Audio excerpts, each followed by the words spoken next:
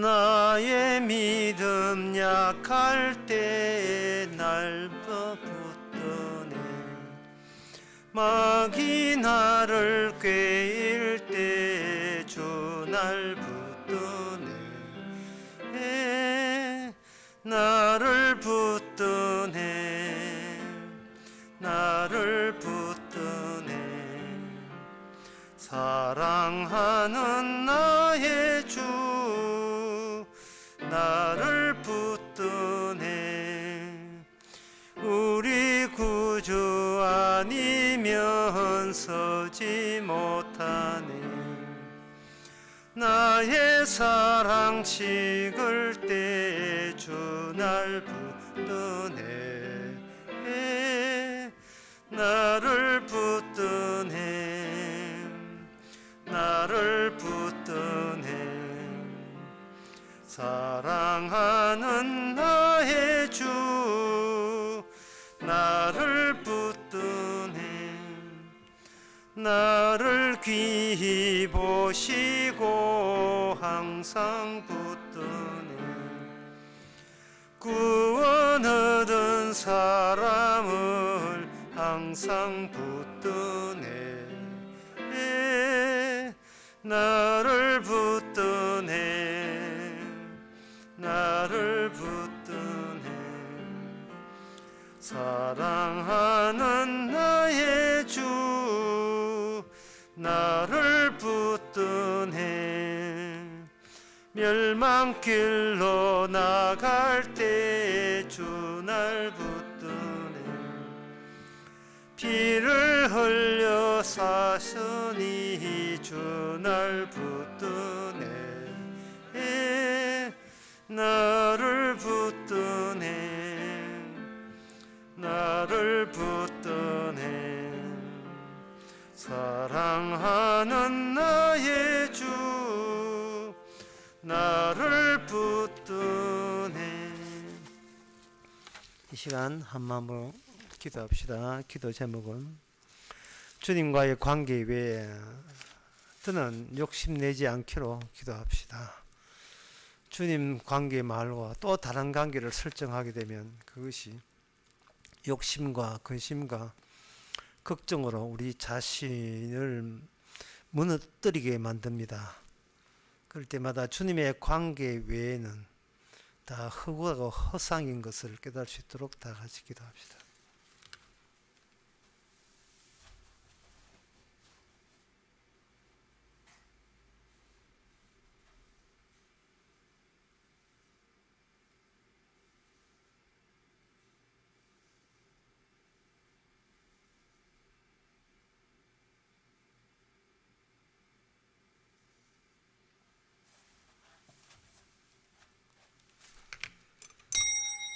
하나님 아버지, 주님과의 관계 위에 다른 욕심을 내지 말게 하옵소서.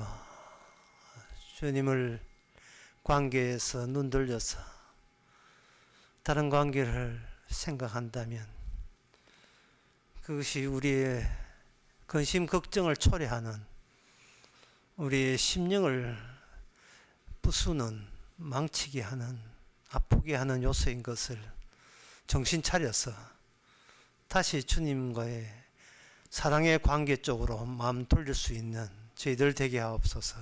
예수님의 이름으로 기도합나이다. 아멘.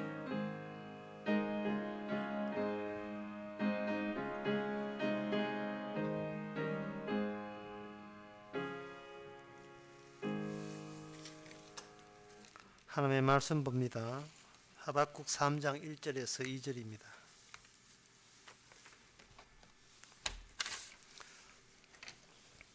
시기온노새 맞춤 바 선지자 하박국의 기도라. 여호와여, 내가 주께 대한 소문을 듣고 놀랐나이다. 여호와여, 주는 주의 일을 수년 내에 부응케 하옵소서. 이 수년 내에 나타내시옵소서. 진노 중이라도 긍휼을 잊지 마옵소서. 아멘. 시기온노시라 하는 것은 비트 또는 리듬에 대한 이름인데, 어떤 리듬이냐, 활발하고 빠른 템포를 갖고 있는 리듬입니다. 이 리듬에 맞추어서 하박국의 기도가 한다는데, 이것은 이렇게 활발하고 빠른 템포, 강렬한 음악성은 하박국 선지자가 하나님께 계시할 때의 마음 상태를 표현하고 있습니다. 선지자가 마음 상태가 콩닥콩닥 뛰고 약간은 흥분되고 이게 약간 붕 떴다는 이 말은 하나님으로부터 확실한 내용을, 실제로 이루어지는 내용을 받았다는 것입니다. 하나님께 계시를, 이렇게 확실한 계시를 받게 되게 되면 마음이 떨리면서 세상에 어떤 것도 탐나지 않고, 심지어 자신의 목숨마저도 하나님의 계시 앞에 장애의 요소로 또는 방해물로 여겨지게 됩니다. 죽어도 좋습니다 하는 마음, 그 정도로 기쁘고 흥분되고 감격적이죠. 왜? 확실한, 내 목숨보다 더 확실한 것을 받았기 때문에 그렇습니다. 하나님의 예언은 크고 확실하고, 그에 비해서 나의 목숨, 생명은 하찮게 여겨지게 됩니다. 자신의 목숨과 생명이 하찮게 여겨지게 되면 거신 걱정 같은 것은 그건 일순간에 다 날아가 버린 거예요. 모든 거신 걱정이 어떻게 되면 내가 어떻게 살고 이왕 사는 거 남들부터 인정받고 사느냐, 그러면 그것과 관련되어서 걱정 근심이 다 주어지잖아요. 그런데 내가 평소에 내 것 챙긴다고 고민했던 그것이 한 방에 더 확실한 것이 와버리면 내 목숨, 내 남은 인생은 그까짓게 됩니다. 그까짓 것, 아무것도 아닌 게 되어버려요. 이런 상태가 자유 상태죠.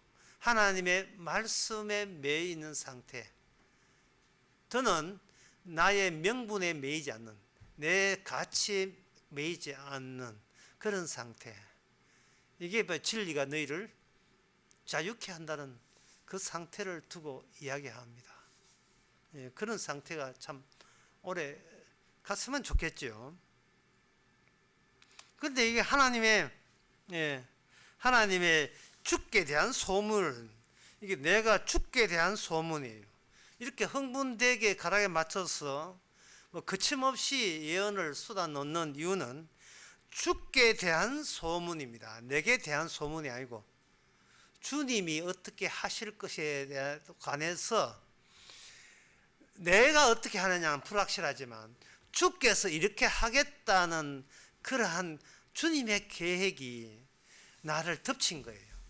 그러면 큰 그 홍수물에, 그 홍수 앞에서 우리가 멈추지 못하고 같이 그 물길 속에 타고서 거침없이 거기에 같이 휩쓸려서 가는 것처럼 내 인생도 죽게 하신 일에 휩쓸려 간다면 그 인생은 상당히 가볍지요. 주께서 확실한 일을 내한테 했다. 네 군에 가라.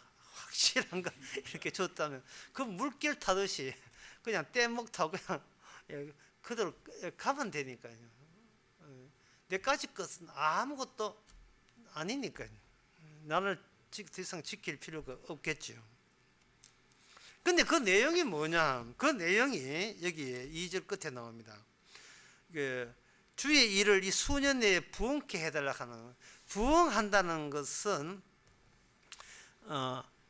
하나님께서 일을, 하나님의 실제적인 하나님의 살아야 계신 일이 다시금 이것이 새롭게 일어나게 하옵소서, 그런 뜻을 갖고 있어요. 부응이라는 뜻 안에 뭐냐 하면 repeat, 다시 한다, 또는 again, 역시 다시 한다.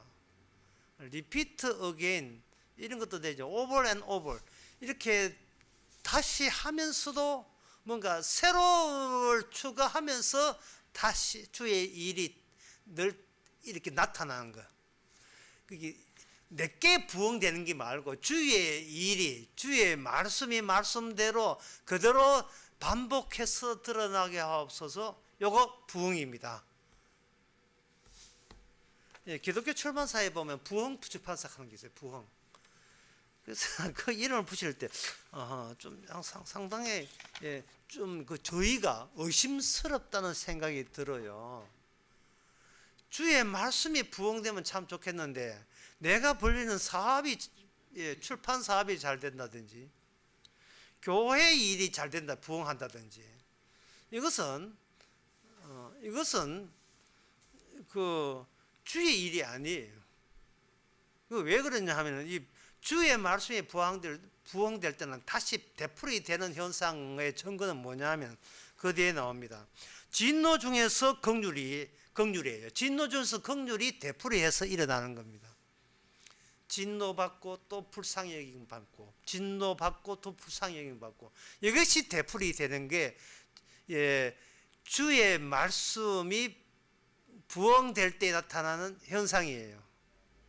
그 주의 말씀이 부흥되는 게 만약에 내가 벌리는 게 부흥된다면 우리는 이러한 이 부흥이 되는 게 아니고 쥐게 돼요. 뭐냐 하면 내 일이 한번 일어나서 다시는 안 망하게 해 주옵소서. 다시는 안 망하게 해 줘 버리면 이거는 뭐냐, 리피트가 안 돼요. 어게인이 안 된다고요.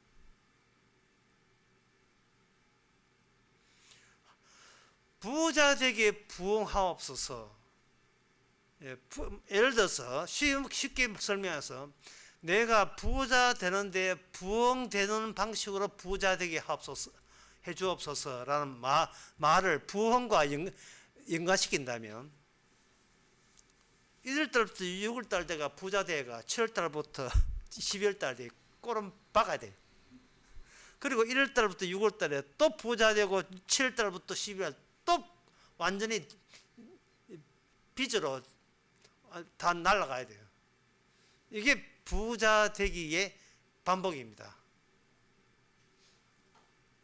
왜 하나님께서 이렇게 반복시키느냐 하면은 이게 주의 일이거든요. 주의 일이 되어야 될 게 어느새 이게 내한테 이익이 되는 나의 일로 되는 것을 주께서는 절대로 용납하지 않습니다. 왜 그러냐면 하나님의 진노하심은 인간에 대한 진노하심이거든요. 하나님께서 인간을 진노하시는 이유는 딱 한 가지예요. 최종적인 것에 대해서 인간이 모르고 있기 때문에 하나님께서 분노하시는 거예요. 모든 의미는 최종에 가서 밝혀집니다. 확립돼요. 그런데 인간이 최종 것을 모르잖아요. 최종이 어떤 것을 모르기 때문에 상시적으로 인간은 자기 것 챙기는데 그거 하니까 그게 최종적 입장에서 볼 때 그게 진노의 대상입니다. 그 진노의 대상이라는 것은 하나님의 최종적인 의미를 하나님께서 실행하는데 그게 장애가 되고 방해가 된다 이 말이에요. 인간 존재 자체가 하나님 보시기에는 허물이에요. 쉽게 말해서 최종적인 것에 합류할 수 없는 일은 거짓된 일이다. 이게 하나님께서 진노를 내리시는 것 취지입니다. 벌 주시는 취지예요. 그런데 그전에는 이스라엘에게 어떻게 했냐 하면은 이스라엘은 내 백성이다. 나는 너를 사랑한다. 택하여 사랑했다. 이래 되고 초창기에 이스라엘 말고 그럼 다른 민족은 하나님의 은혜를 입지 못하고 저주받게 했다. 처음에 하나님의 계시는 저주받는 저주의 대상이 이스라엘이 아니라 이스라엘 외부에 있는 모든 민족에게 저주한다고 하나님께서 그렇게 언급을 했거든요. 그렇게 하나님께서 하시는 말씀에 이유가 있어요. 그거는 뭐냐면 내 백성 이스라엘은 하나님의 언약의 말씀을 다 지켜서 복받는다는 조건 하에 이스라엘은 외에 다른 나라는 저주받는다. 그렇게 했는데 레위기 26장과 신명기의 7장 8장 계속 나오는 이야기를 거기에 보게 되면 만약 내 백성 이스라엘이라도 하나님의 언약을 위반하실 시에는 이방과 같이 속히 내가 망하게 할 것이다 이렇게 했어요.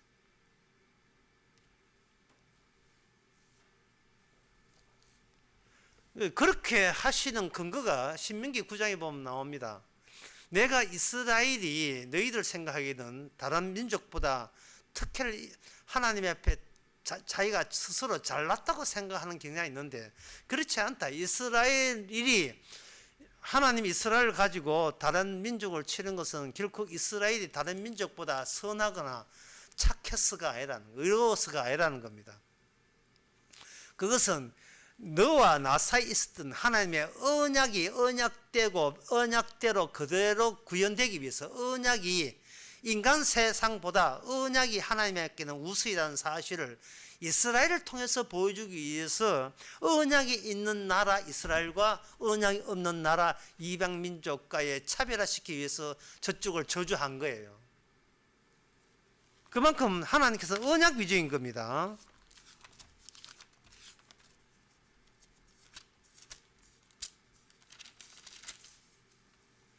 방금 이야기하는 건 신명기 9장 5절에 나와 있는 말씀이에요.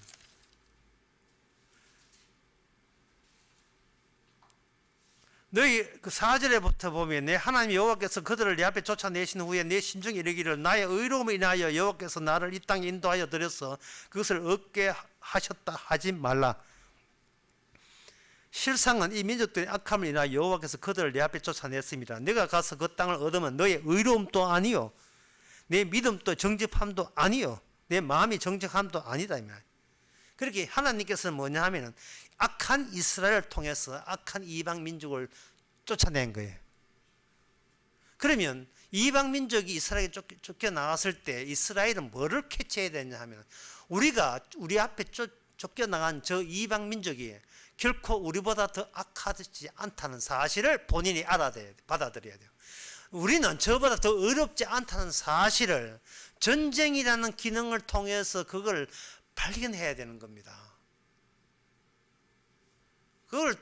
그것을 좀 더 간추려서 얘기하게 되면 하나님께서 성도에게 믿음을 준 것은 너희들만큼은, 다른 사람은 몰라, 너희들만큼은 우리가 구원받을 수 있는 입장이 못 됩니다는 것을 너희들만큼은 제대로 고백을 하라는 겁니다. 구원을 시켜준 이유는 구원받은 자만 구원은 우리에게 해당되지 않는 일이었습니다 라고 고백을 할 수 있어야 돼요.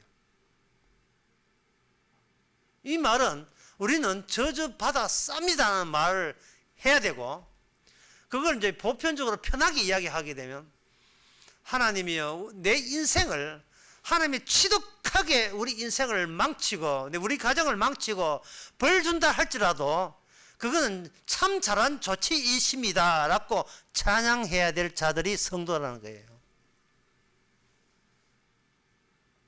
네가 이 민족을 악함에 하여 여호와께서 그들을 내 앞에 쫓아내시면 여호와께서 이같이 하시면 내 열조 아브라함과 이삭과 야곱에게 하신 맹세에 이르른다.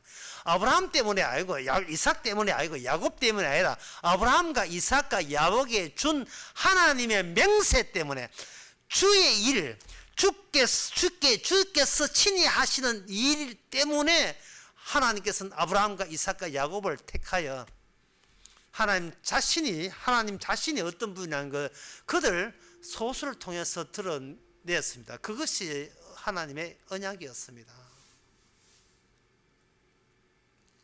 그러니까 하나님께서 부흥이라는 것은 반복하는 건데, 반복이라 하는 것은 결국 무엇의 반복이냐 하면 하나님의 진노를 내리시는 거예요. 그래서 하박국 선지자가 뭐가 이해가 안 됐냐 하면은 이방 민족을 진노하는 건 이해되는데 왜 하나님의 택한 우리 이스라엘을 왜 진노하십니까? 하박국 1장 2장에서 그게 의문점이었던 거예요. 왜 하나님은 우리를 진노하십니까? 그런데 3장에 와서 이제 알았다는 겁니다. 하나님의 진노를 내리시는 이유는, 이방 민족에도 진노 내리시고 이스라엘에게도 진노 내리시는 이유는 이스라엘 속에는 하나님의 진노 가운데 비로소 하나님의 긍휼이 거기에 진노 중에서 나타나기 때문에 그게 하나님의 언약의 일관된 원칙이라는 사실을 하박국 선지자가 이걸 발견하고 아주 빠른 템포로 아주 흥분된 상태에서 이거였어, 이거구나. 진노가 없이는, 하나님의 분노가 없이는 그 안에서 긍휼을 발견하지 못하는구나. 하나님의 진노를 제끼고 진노 바깥에서 하나님의 불쌍히 여김을 찾을 수가 없다는 사실을, 그걸 알고 하박국은 진리 전체를 다 알아버린 거예요. 이 정답을 저와 여러분이 거기에 합세했으면 좋겠습니다. 표정이 전혀 합세 뭐하겠다 표정. 여기 그게 2절 끝에 나와요. 진노 중에서 긍휼을 잊지 마옵소서. 이걸 알게 된 거예요.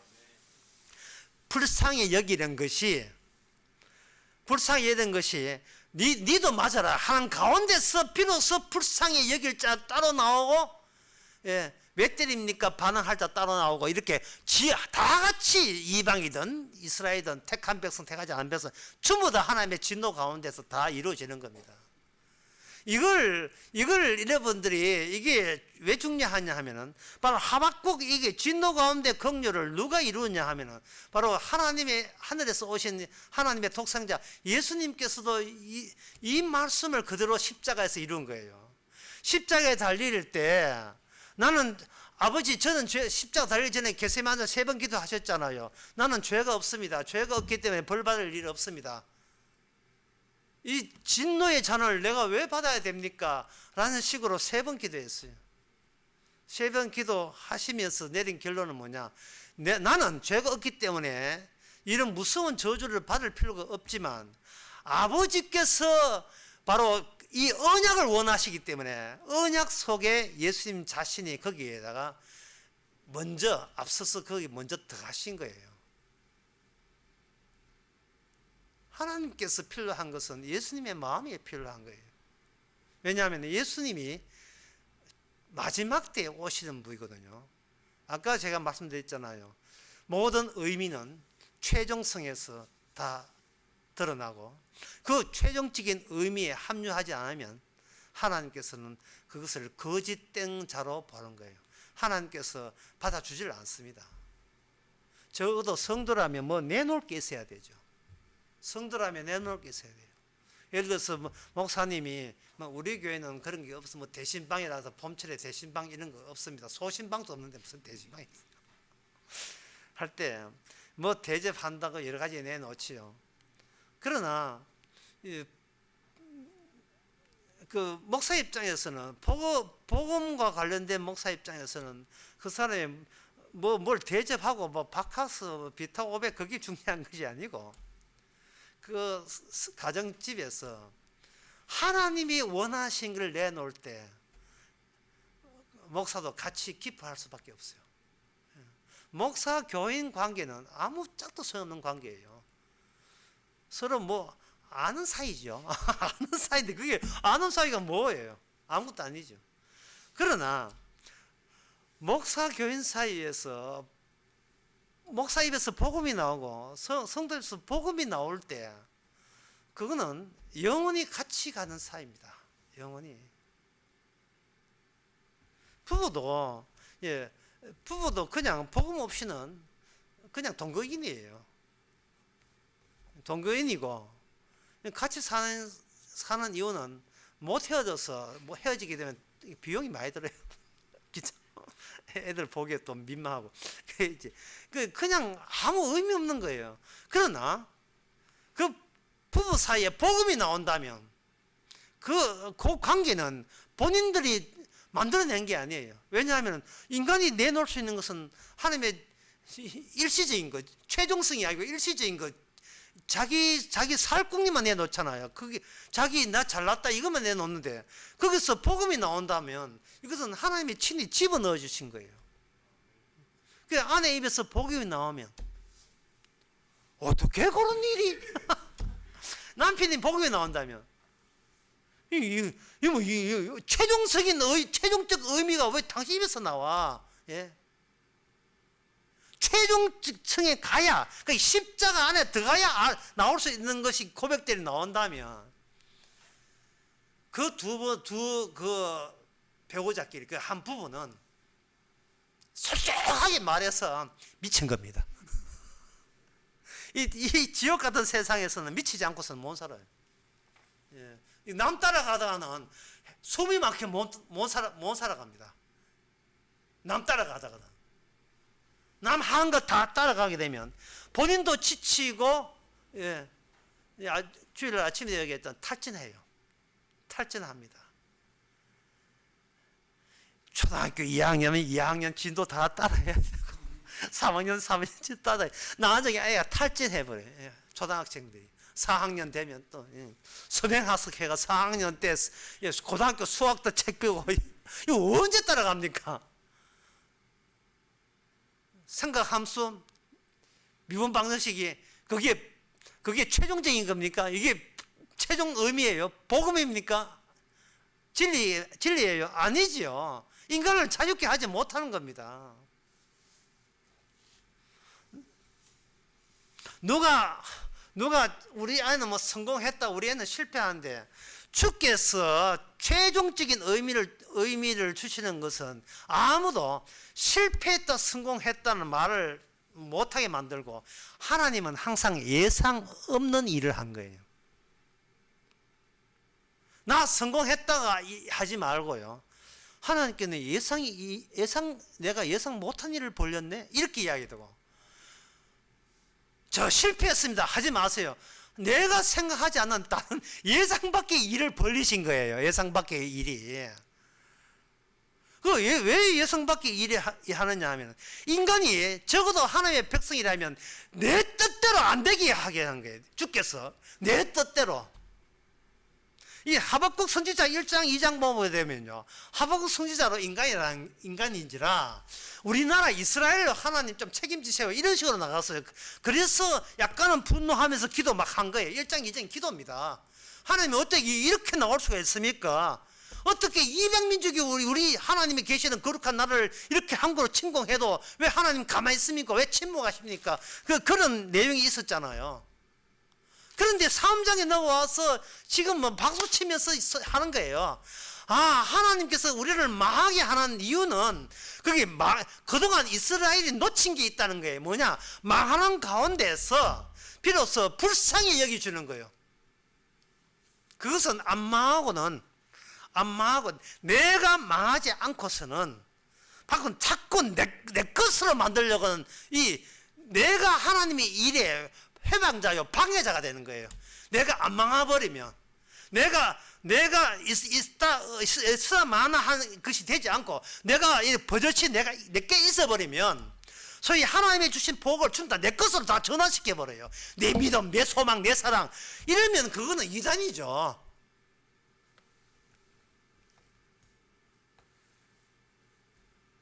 최종적인 것도 모르는 인간이 뭘 지가 안다고 하겠어요. 알 수가 없지요.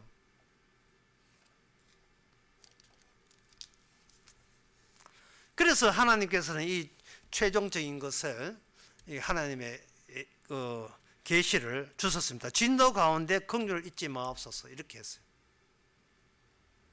그러면 3장 1절부터 2절까지를 그 당시의 시대상으로 다시 맞춰보면, 바벨론 나라가 망합니다. 하박국이 거의 망하기 직전이에요.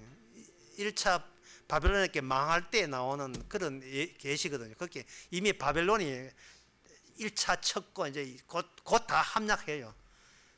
그리고 함락하는데 그 이스라엘이 함락해서 이스라엘이 없어집니다.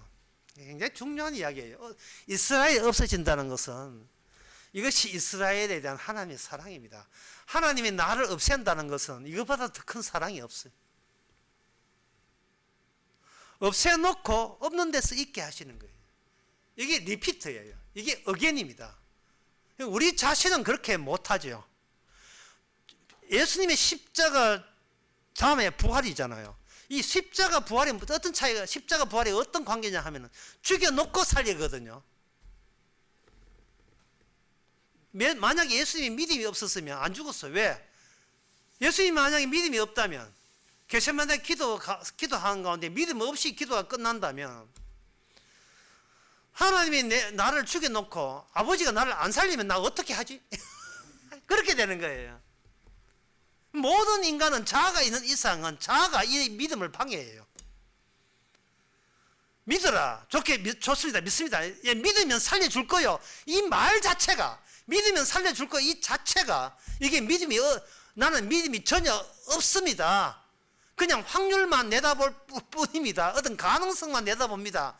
이게 나의 꼼수요, 나의 삶의, 지금까지 살아온 삶의 요령 부르기에 지나지 않습니다. 말밖에 안 돼.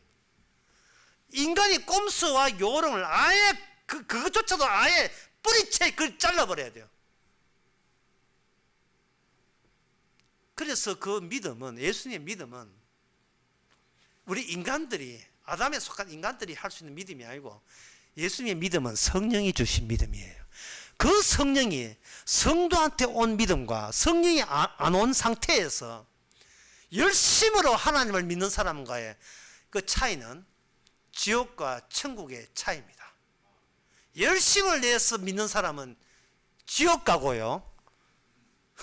성령은 예수님의 믿음입니다. 예수님의 마음이죠. 성령을 받은 사람은 뭐 죽어도 살리는 거 그 뻔한 이야기 아니에요. 그건 뭐 새삼스럽게 뭐 그래 그게 심각해? 전혀 안 심각해. 당연한 건데. 예수님 봐, 죽었다가 사는 것처럼 우리도 죽은 데서 산다. 이거 당연한데 이렇게 되는 거예요. 시편 30편 3절에 보면 여호와께서 주께서 내 영혼을 음부에 끌어내어 나를 살리사 음부에 들어가는데 그래서 끌어내는 거예요. 무덤으로 내려가지 않게 하셨나이다. 이렇게 되어 있다고. 시편 30편 2절에 3절에요.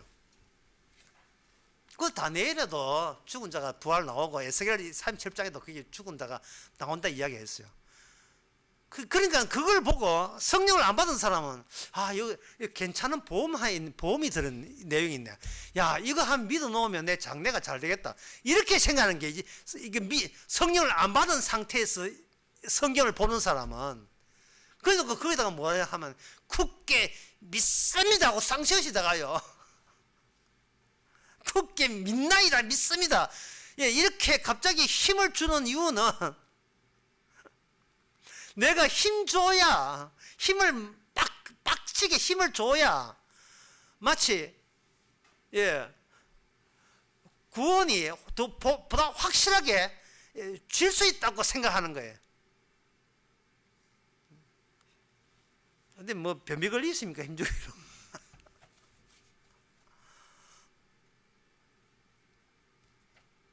내가 쓰레기고 나는 죽으면 흙이 되고, 그리고 나는 나오는 게 최종성을 모르니까 나오는 게 내 일시적인 내 이익만 계산하기 때문에 나는 이건 죄다, 가짜다. 이게 뭐 그래 심각합니까? 당연한 거죠. 이게 당연한 거예요. 내가 인생 살아봐야 의미 없다. 그거 당연한 거 아니에요? 성공해봐야 그럼 뭔데? 실패해? 무슨 인간 자체가 주의 일을 방해하는 허물인데, 뭐 성공적인 허물, 실패적인 허물, 그게 무슨 그딴 형용사가 무슨 필요합니까? 성공 실패 그냥 허물이에요. 인간은 그냥 주의 일에 방해하는 자예요. 이걸 편하게 받아들이세요. 편하게. 그냥 편하게 받아들이면 되는데 또 편하게 받아들여야죠. 또 편함을 또 힘줘 버리면. 아이고, 제가 더 이상 무슨 말을 하래요. 주님께서 아브라함과 이삭과 야곱 그 이스라엘 다룰 때 이게 뭐가 문제냐 한 이 덩치가 문제였던 거예요. 덩치가. 그래서 주님께서는 왜 하나님께서 야곱은 한 사람이지만 자식이 12명이잖아요. 왜 1과 12명을 갑자기 다수로 분산시켜 놨는가? 하나에서 12가 나왔다는 것을 인간들은 생각하는데 그래 생각하지 말고 어떻게 12조각이 하나가 될 수 있느냐? 이거는 인간의 능력을 능가하는 힘이 아니면 절대로 12는 인간이 될 수, 12는 12이 되지 하나가 안 돼요. 그래서 하나님께서는 12가 안 되는 걸 1이 되게 하기 위해서 하나님께서는 우리를 우리 하나 이 나라는 이것을 이렇게 슬라이스 식빵 자르듯이 잘라버려요. 식빵 맛있는 빵 보면 여기 하얀 설탕 코팅되어 있잖아요. 그걸 얇게 쓴다고요. 이게 하얗게 누는 것처럼 있기 때문에 그 안에 뭐 아무것도 안 들은 것처럼 여지만 딱딱 썰으니까 그 안에 뭐 치즈인가 뭔가 색깔 뭐 치즈였습니까? 그 뭐 들어가 있는 게 발견했어요. 이게 잘라봐야 알 수 있거든요. 이렇게 자를 때에 우리는 뭐를 느껴? 주께서 친히 자를 때 우리는 뭘 느껴야 되냐 하면은 자꾸 나는 나 위주로 나를 통합한다는 이러한 시도가 자르는 하나님의 시도와 대치된다는 것을 알아야 돼요. 상당히 어려운 말이에요. 지금 제가 하는 말이 굉장히 어려운 말인데 이게 무슨 말이냐 하면은요. 참 이런 게 어려워요. 뭐냐 하면은 내가 거울에 비추면 거울에 비친 내 모습이 진짜 나라고 생각하잖아요. 근데 인간은 그 시간과 공간 안에서요. 나라고 늘 자기 위주로 계속해서 구성은 하지만 이게 동일한 이미지가 아니에요. 인간은 자아를 느끼지만 내 모습에 대해서는 어느 하나나 확정된 게 아무것도 없습니다. 그냥 일시적인 조형물이에요. 내가 나를 만든 일시적인 이미지가 지금의 나라고 생각하는 겁니다. 예를 들면 이렇습니다. 인간은 왜 그런 현상이 있냐 하면 인간은 시간과 공간을 임의로 자기 멋대로 나를 위한 공간, 나를 위한 시간으로 조성하면서 거기서 자신을 형상화 이렇게 하나의 재조립하는 경향이 있거든요. 아늑한 기분이 들 정도로 방이 크다. 자, 이 말 공간에 대해서 인간들은 그냥 이 공간 이렇게 생각하는 것이 아니고 아늑한 기분이 들 정도로 방이 크다. 그 공간에 대해서 나름대로의 인상, 생각을 그 공간에 던지면서 그렇게 표현해요. 또 시간에 대해서 마찬가지입니다. 너와 즐겁게 노는 동안 해지는 줄 몰랐다. 그 인간은 시간과 공간에 대해서 독자적인 자기를 위한 시간, 자기를 위한 공간이라고 본능적으로 그걸 흡수하면서 거기서 그래서 나는 이렇다고 자꾸 자기를 통합적으로 하나의 덩어리로 만들어내요. 그래서 하나님께서는 그 시간과 공간을 통해서 인간을 슬라이스 잘라내는 작업을 해요. 그러면 인간은 굉장히 당황스럽습니다. 당황스러우면서 새로운 공간과 시간을 맞이하면서 나 누구지? 나 도대체 내가 생각한 나는 이 공간과 시간이 안 맞아 떨어지거든요. 맞아 떨어지지를 않아요. 그 대표적인 경우가 전쟁이죠. 예, 인간은 전쟁에 휩쓸려 봐야 내가 인간이 아니고 동물이고 짐승봐도 못한다는 사실을 그 전쟁하는 시간과 전쟁하는 공간을 통해서 인간을 알아요.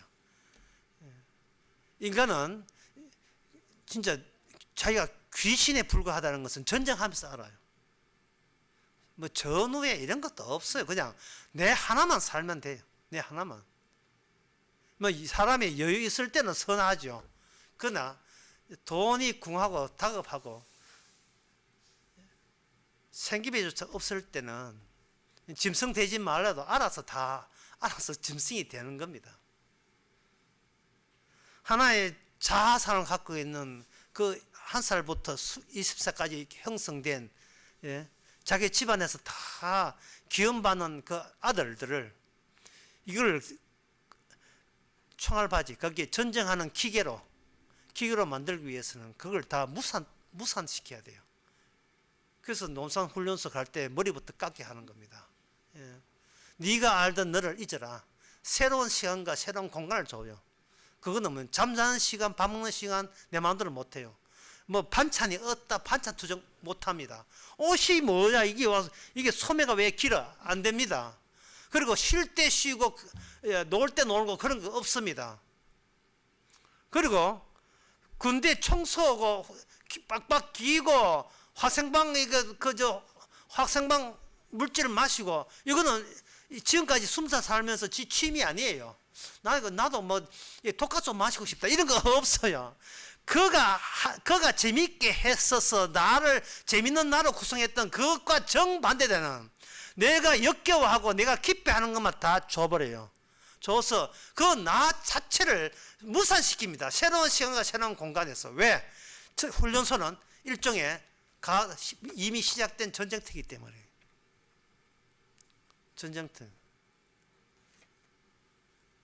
명분은 뭐냐? 오직 조국을 위해서. 요새 이 1살부터 20살 살면서 무슨 조국이 있어요? 자기 몸뚱아리만 알지요. 예. 무슨 조국이 있습니까? 조국은 몇 년 전에 유명했던 그 사람이 조국이 그 사람이죠. 문정권 때 그 조국이 유명하지. 다른 조국 몰라요.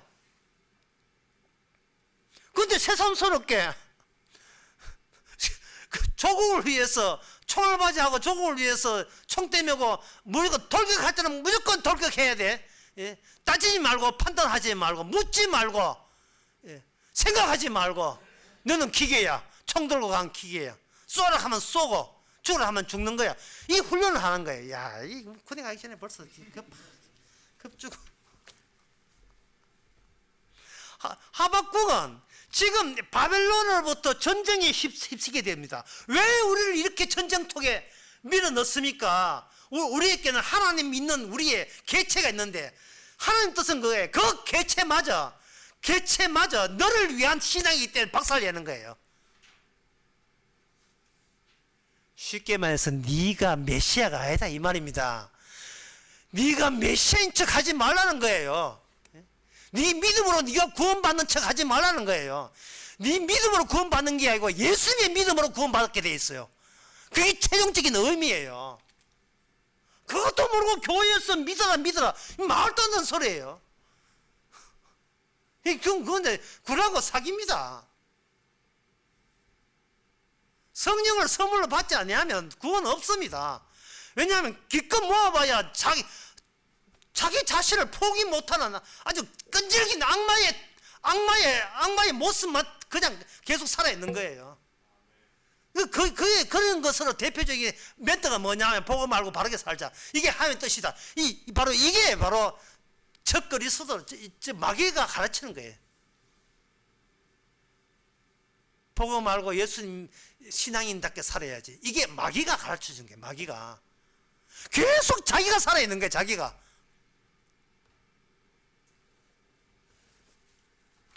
언약이 살아야 되고 말씀이 살아야 되는데 자기가 사는 거예요.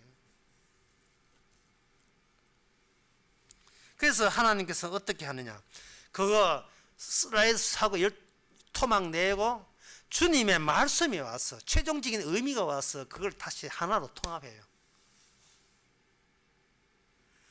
쪼가리 질 때는 내가 없어요. 근데 다시 뭉치게 되면 그 쪼가리 사이에 식빵을 슬라이드하고 거기다가 잼을 바릅니다. 잼을 발라서 잼 바르면 이쪽 쪼가리 난 이쪽 쪼가리와 이쪽 쪼가리 붙어 있죠. 그 잼이라 하지 말고 그 잼을 예수님의 피라고 봅시다. 복음으로 봅시다. 찍고 예수님의 복음 발라서 다시 통합할 때 말씀으로 하나가 돼. 나라는 이 자아는 말씀 덩어리가 되는 거예요. 말씀으로 주께서 친히 주의 일로 통합된 거예요. 이스라엘이 자체적으로 하나가 될 때 이스라엘 망했어요. 그 주께서 이스라엘을 진노 가운데 해가지고 이스라엘을 쪼가리나게 만들었어요. 그리고 그 이스라엘에게 선지자의 예언과 같이 하나님의 긍휼이라는 그 잼 있잖아요. 잼. 예? JAM. 잼을 바르면 주님이 중간에 끼어들어서 주님으로 다시 하나가 되어서 그것은 바로 예수 그리스도의 연장된 몸이 되는 거예요. 확장된 몸이 되는 겁니다. 그렇기 때문에 이게 계속 말씀을 리피트 되는 거예요. 계속 반복되는 거예요. 만약에 내가 있다면 한번 구원받고 난 뒤에는 다시는 영원히 갔으면 좋겠지요.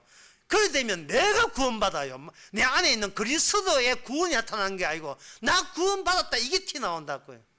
그래서 어떻게 하느냐, 주의 말씀의 그 상시성, 상시화라가 상시화. 예, 하나님의 진노와 하나님의 긍휼을 상시적으로 이 안에서 운동하게 하시는 겁니다. 예를 들면 남의 불행을 보면 인간이 웃지요. 남의 불행을 보면 웃어요. 뭐 웃을 때 이렇거든. 남 못 되는 거 보면 웃음이 나요. 그러다가 자기가 불행하면 웁니다. 그러다가 자기가 이제 구원받는 걸 알면, 내가 하나님의 긍휼을 받았다 하면 웃습니다. 웃고 나는 구원받는데 저쪽이 구원 못 받았잖아요. 그러면 또 웃어요. 그러다가 그 웃게 된 그 내 모습이 바로 내가 어느새 내가 주인공 되었을 때 깨달았을 때, 이게 바로 이것 때문에 하나님께서 십자가 졌고, 이게 바로 하나님의 일을, 주의 일을 방해한다는 걸 알 때 우리는 또 울어요.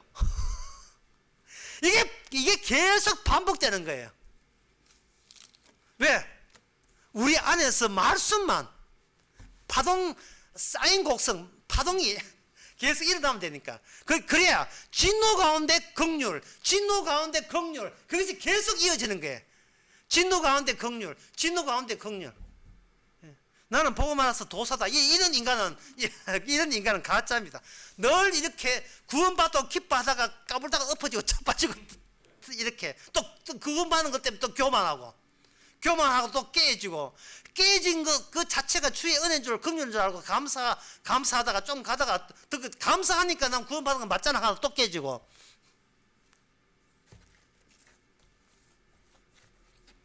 신약에 가게 되면 바로 긍휼히 여기는 받은 자는 긍휼히 이를 것이라는 주의 말씀. 이것은 긍휼 자체가 네 해라가 아니라 긍휼 자체가 네 안에 들어있어. 네가 하나님께서 진노를 통해서 네 안에 있는 긍휼을 바깥으로 증거하고 싶다. 이게 하나님의 이스라엘 신명기 9장에 나오는 하나님의 언약 때문에 늘 언약이 튀어나도록 해서 늘 살린다는 거예요. 또 하나 예를 들게 되면, 내 사랑이 끝나면 당신 사랑이 시작되고, 이렇게 모든 관계가 그래요. 당신 사랑이 시작되면 내 사랑은 끝납니다. 그래서 당신 사랑이 이제 내 사랑이 끝나면 그때부터 당신 사랑이 시작되고, 당신 사랑이 끝나면 내 사랑이 시작되고, 둘이 동시에 사랑하는 법은 인간관계는 없습니다. 왜? 내가 사랑을 시작하게 되면 상대방은 내 사랑을 알아주나 안 주나 감시하게 되기 때문에, 내 사랑이 시작되게 되면 상대방은 저게 사랑의 이름으로 나를 감시하는 걸 알기 때문에 그쪽에서는 사랑을 멈춰요. 그 사랑을 멈추는 걸 보고 나도 내 사랑 안 하겠다는 순간 그쪽에서 또 사랑이 시작합니다. 이거 저 불쌍한 거 사랑해줘야지. 내 사랑이 멈출 때 저쪽 사랑이 시작돼요.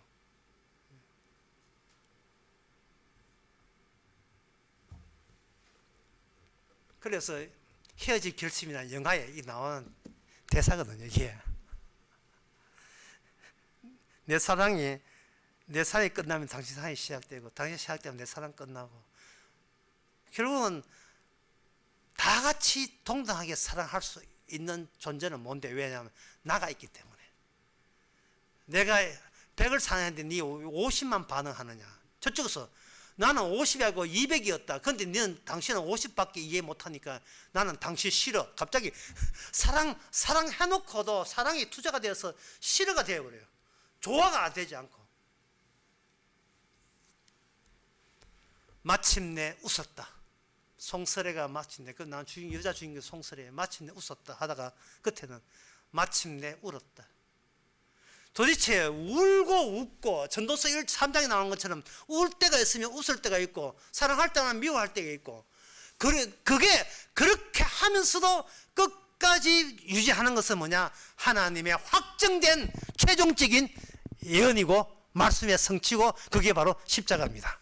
우리 안에서 십자가가 많이 나타나야 돼요. 기도하겠습니다.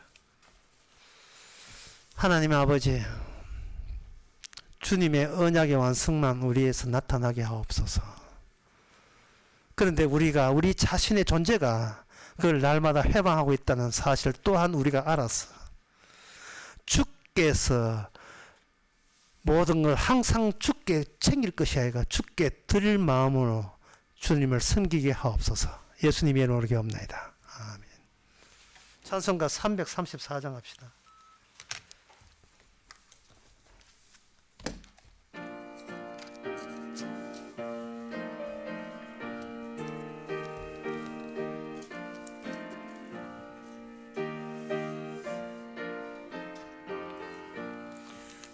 아버지여 이 죄인을 용납하여 주시고 아드님의 이름으로 구원하여 줍소서. 아버지를 떠나간 지 벌써 오래되었고 길험에서 고난 몸이 이제 돌아옵니다. 전에 하던 헛된 일을 원통하게 여기고 겸손하게 엎드려서 용서하심 빕니다. 은혜 감당 못하오나 회개하는 연원과 나의 약한 육신까지 감히 드리옵니다. 나의 죄를 사하시려 주님 죽으셨으니 그 공로를 의지하여 주만 의지합니다.